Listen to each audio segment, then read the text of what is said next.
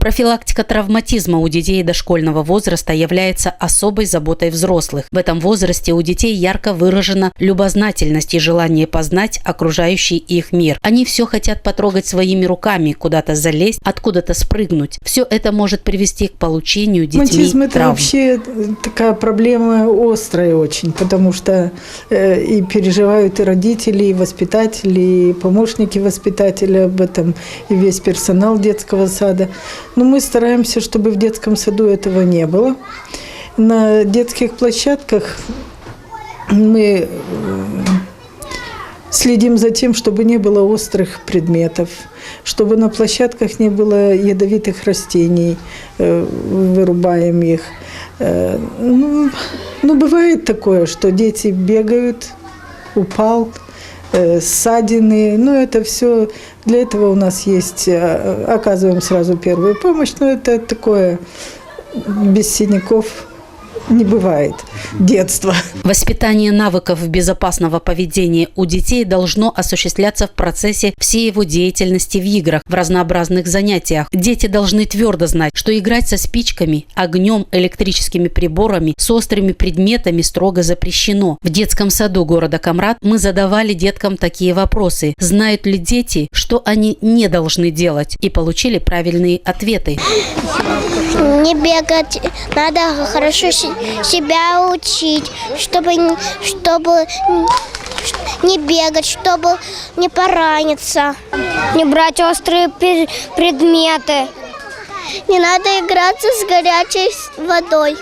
Нельзя с мамой и без мамы идти на дорогу. Не надо трогать горячий чайник. Нельзя брать в рот заколки, потому что можно проглотнуть заколку. Смотреть по сторонам, когда переходишь дорогу.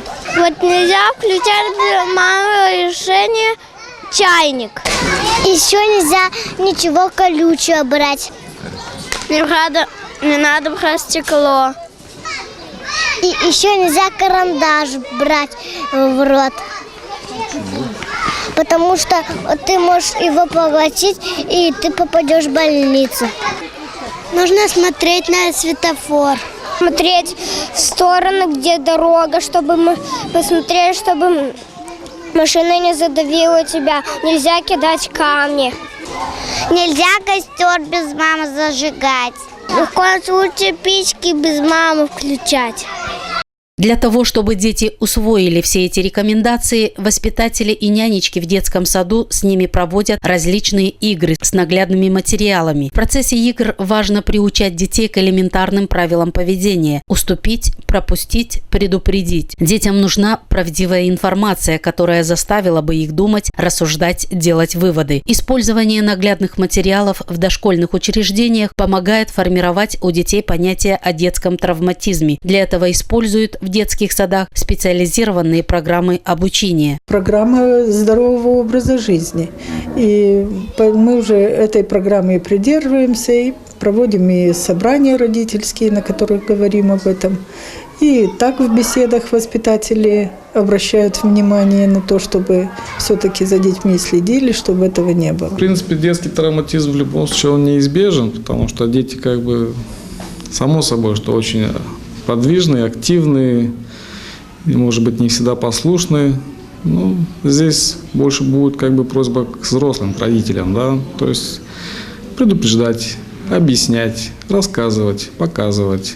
То есть в любом случае гораздо лучше и легче предупредить травму, чем ее потом лечить. Поэтому, если правильно за ребенком следить, то многого можно избежать. Воспитатели детских садов, медицинские работники, родители, общественность, государственные учреждения должны быть едины в своем стремлении окружить ребенка заботой и вниманием, чтобы вырастить его крепким, здоровым и уберечь от беды.